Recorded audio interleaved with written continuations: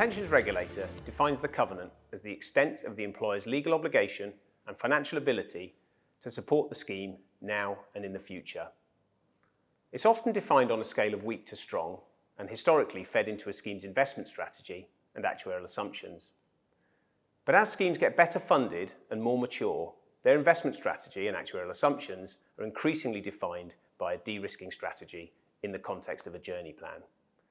In that context, covenant analysis focuses less on near-term affordability of cash contributions, and attention turns to the ability of the sponsor to underwrite longer-term risk. That is the new paradigm. Covenant is as important as it ever was, but it's less about the actual rating and more about the so what in terms of how to manage covenant risk over time. Covenant is the ultimate underpin. If the covenant fails, members probably suffer a shortfall. If it doesn't, members probably get their benefits in full.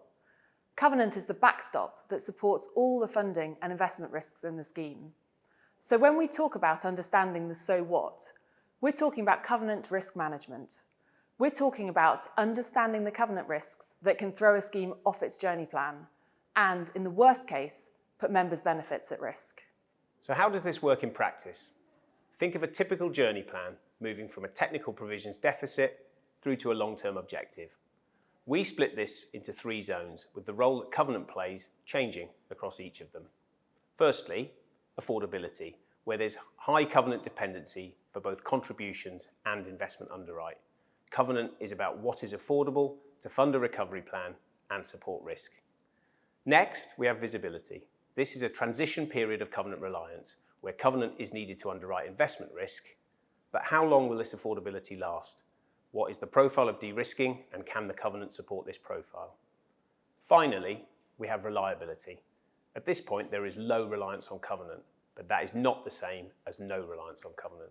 If the sponsor failed, members would still likely suffer a shortfall. We're looking at long-term outlook for covenant, often focusing on sector dynamics and whether it supports the long-term objective. The further out you look, the harder it is to know what the future holds. There's a shift from easy quantitative analysis towards more woolly qualitative factors. There's a natural temptation to focus heavily on what's easy to prove in the near term and put the longer term in a too difficult basket.